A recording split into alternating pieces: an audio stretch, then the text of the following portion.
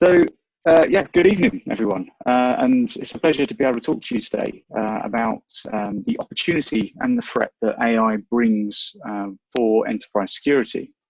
So, as Richard said, I'm the technical director for cyber consulting at Grant Thornton. Been around information security technology for over 23 years, mainly around financial services with fintechs and so on. I've actually only been with Grant Thornton coming up to 5 months. And my main accountability is around making sure that we have the right product and capabilities developed and the offerings tailored to the clients in terms of what they need from a security aspect. And I'm really passionate about working with organizations to really help them understand the security risks and threats that they face on a daily basis. And importantly, how they can actually build a program to put themselves in a defendable position. So today, I want to talk to you regarding the challenges that we really face from a cybersecurity perspective and what the inclusion of AI does to change that. Then we'll delve into some of the main threat groups and common attacks that we see.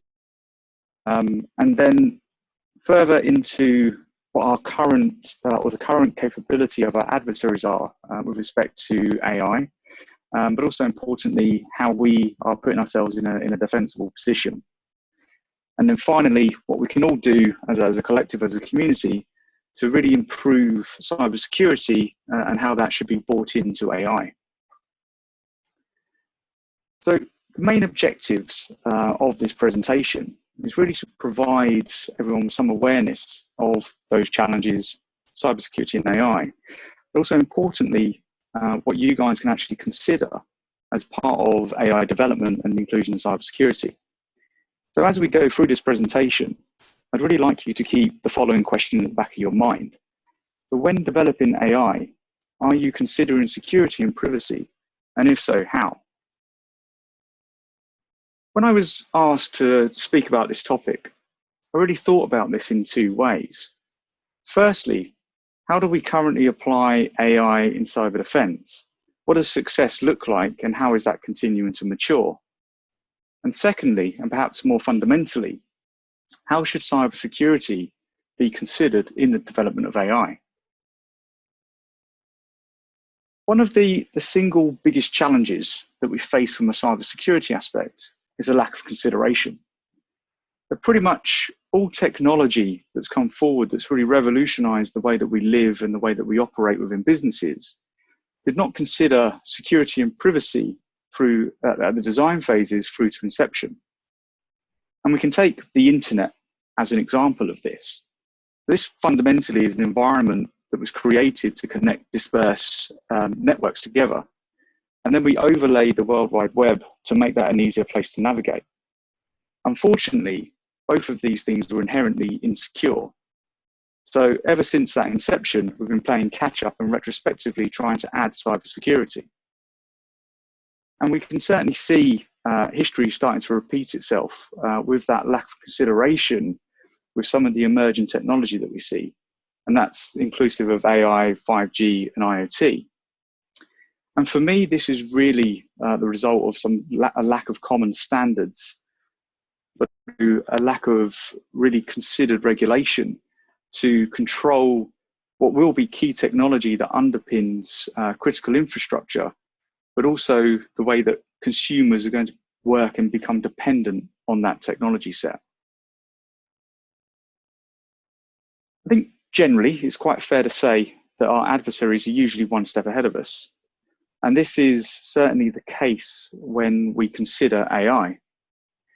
So I think of our adversaries and their capabilities a bit like the Terminator. They're very focused, they're motivated, they're well funded, and they exist within a very robust ecosystem in which and it enables them to really flourish. Conversely, I think our defensive capabilities are a bit more like Johnny 5 from Short Circuit. We have this day-to-day pressure where our organizations need to be quick to market. We have budgetary constraints. We have many priorities and multiple stakeholders that we need to keep happy. And on top of all of this, we operate within the confines and the boundaries of our organizations. So we have this situation where adversaries are trying to compromise us, and generally speaking, vendors are trying to take advantage. So apart from our own organizations and vendors, who are the adversaries? At the top of the pile, we have our nation states. So these guys are extremely well funded, very motivated, and have extremely clear objectives. And they're certainly leveraging AI in their attacks. And they're also definitely at the forefront of attack development when it comes to exploit capability. Generally, there are multiple motivations, but one that is quite stable is the destabilization that they're aiming of other nations and so on. And we've seen this through the spread of deep fakes and misinformation. And we really only need to look back as far as Cambridge Analytica to kind of see an example of this. Next in the list, we have our organized crime. So similar to nation states, these guys are funded, motivated, but perhaps just a little less sophisticated when it comes to exploit capability. They're generally financially motivated. And again, we've seen examples of organized crime utilizing AI in attacks. There was an example of a UK energy company that was actually victim of a scam using audio deep fakes, in which those attackers were able to steal just over £200,000 from the organization. And last but no means least, we have our lone actors. So skill and funding is certainly more restricted, but this really doesn't diminish their ability to cause havoc. And we've seen that the barrier to entry of utilizing AI in attacks really starting to drop. And we've seen that through the capabilities of audio, visual, deep fakes and so on. In addition, the lone actors are consumers of well-refined business models developed by organized crime. But this is where these lone actors can actually utilize sort of pretty much any attack type as a service. And we also see a consistency of a trickle effect coming through from exploit at nation state level through organized crime down to the lone actors. If we consider the most prevalent and successful, more traditional type of attacks, we'd really be thinking about phishing, business email compromise, denial of service, and of course, malware. If we add AI capability into that mix, we end up with a situation that's quite frankly quite frightening.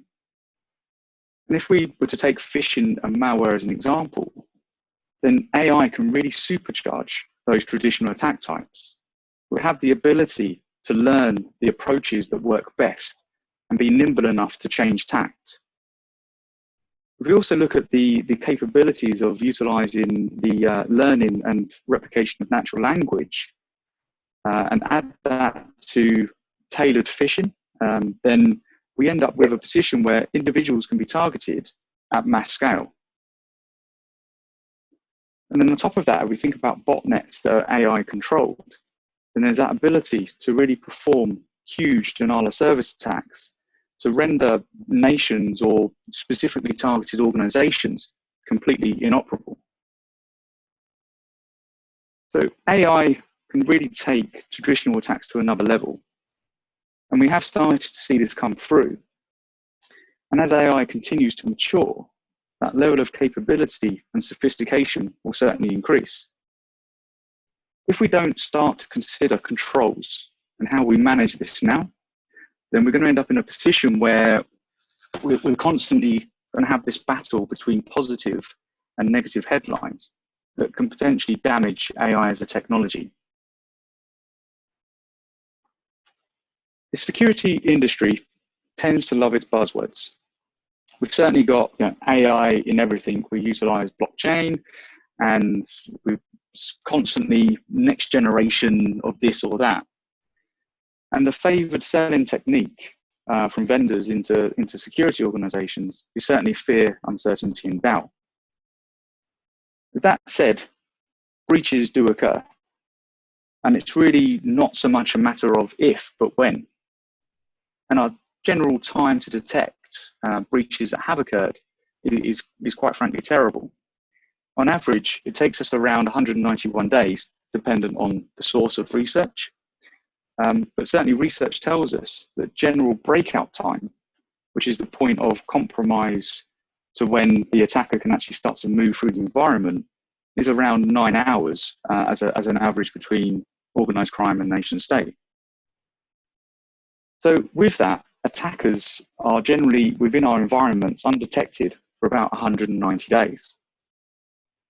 We're also told by some vendors that we should be aiming for the 1-10-60 rule, which is basically 1 minute to detect a compromise, 10 minutes to understand the potential impact and scope of that compromise, and 60 minutes to actually begin our response processes through to containment. So the question is really, how on earth do we get from 191 days down to 1 minute? Thankfully, we have some technologies that have been developed utilizing AI. And I've recently been working with a client where their objective is actually to improve detection and response capability. And during a session the other day, they told me that they'd actually successfully detected a compromise within minutes and contained within hours. So they're utilizing one of these product sets that you see on screen. But to get to that point of capability, they've had to invest an enormous amount of time in tuning and nurturing. Conversely, another client that we've been working with was unfortunately breached. Subsequently, also using one of the products you see on screen, when we actually began the investigation, we was actually able to discover the alert that did trigger at time of compromise. Unfortunately, this was amongst thousands of other alerts, so it was completely missed due to the volume of noise. It's not so much a fault of the product or organization in that instance, but perhaps more systematic of the misunderstanding of the time it takes to actually develop and nurture. On a side note, what will be quite interesting to see from a coronavirus aspect is to see how these type of technologies actually react to the abnormal working patterns in respect of remote working, and whether or not there'll be that sudden increase in alerts that's actually going to drown out the elements of alerts that we actually do need to see. So we know that obviously AI will have a positive and profound impact on the world. But we need to be cognizant of the intersection between AI and traditional technology, and also really understand the dependencies that that has. If we take an autonomous car as an example, then in order to have that drive down the road, there's many dependencies that, if not secured, could obviously have a catastrophic impact. So obviously IoT is going to be key in the respect of cameras and signs and so on, and taking that so that the cars can make appropriate decisions and adjustments. There's going to be need for multiple feeds to come down from the cloud in respect to traffic data and weather updates. And add into that the requirement of this next to no latency type of connectivity that we'd see in 5G. An autonomous car is ultimately a learning computer. It depends on hardware and software. So that's common operating systems and code. And if we think of development of code and data sets, then this really relies on sort of now common architecture in respect of microservices, but also third-party libraries that we're ingesting to avoid this reinvention of the wheel each time in development.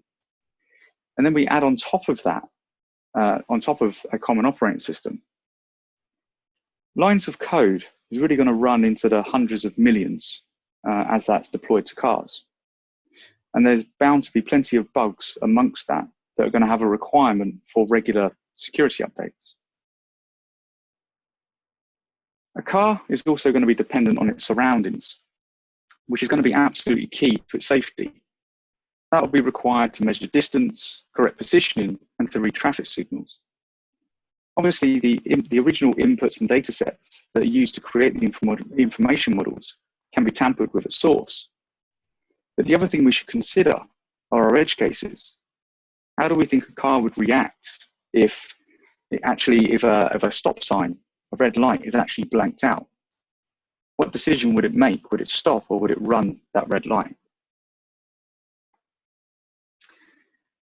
So we've already discussed some of the threats that we know can be directed specifically at AI, and the indirect attacks that can target AI through other vectors. So for me, we really need to start thinking about how we protect the foundations. And for this, we need to start considering a framework. So the NIST cybersecurity framework has proven to work extremely well across global organizations, across multiple industries. And that's largely due to its simplicity in the fact that it's built on 5 core functions of identify, protect, detect, respond, and recover. To protect AI, we really need to understand its critical assets. And then we need to understand the risks that are associated, and that's across multiple contexts. Once we understand what we need to protect and what we need to protect it from, we can actually start considering controls. And we really need to consider controls to protect confidentiality. And that's in both in transmission and storage. So obviously encryption technology is a great option for this. But we should also consider that needs to extend all the way to the edge devices. And obviously the use of open source data sets is a common practice to again avoid reinventing the wheel. But I think we need to challenge whether or not that's the right usage when we're talking about sensitive applications. And with the dependencies we've already discussed, it's critical that we're hardening the systems that are hosting to an appropriate level, and that there's a really robust vulnerability management program in place. And obviously, generally speaking, prevention is the goal. But obviously, taking the compromise is at some level is inevitable. We really need to be able to detect at speed. So if we go back to that 1-10-60 rule, then again, perhaps not necessarily the 1 minute, but we certainly need to be detecting very, very quickly. And from a pure AI aspect, there's going to be a challenge around some of the traditional detection mechanisms. And this is where behavior profiling and analysis will come into the fore. But we should be very cognizant that education and awareness is also critical. And that comes outside of just the sort of technology realm. Again, going back to the example earlier of the stoplight, if traffic wardens or police are not aware that that a vandalized or a sellotape stop line can have that catastrophic impact, then that's going to affect that ability to detect and respond. And clearly, speed of response is absolutely critical. And that's critical to really maintain the value of the asset. And we need solid response plans and playbooks. We need them in place, but we need to test them regularly. And it's also key to understand the scope of compromise and damage. And this is where things like shared vulnerability maps come in extremely helpful. And this allows an understanding of any systems that are utilizing shared assets, so that obviously a reaction around potential vulnerability can be remediated very quickly.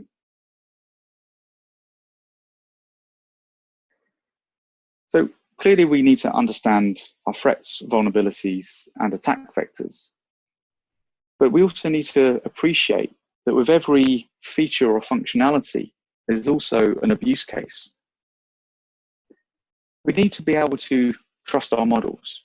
We need to know either that they haven't been compromised or that if they have been compromised, to what extent, and can we still trust the integrity? And we also need to really consider the whole stack, not just the specifics around AI. And we need to start taking responsibility for ensuring that that's secured. So I really hope this has obviously been a very quick delivery of quite a lot of subjects. But I hope that this has helped to create a bit more awareness of some of the challenges and perhaps the things that you can be considering as part of general development of AI. Thank you.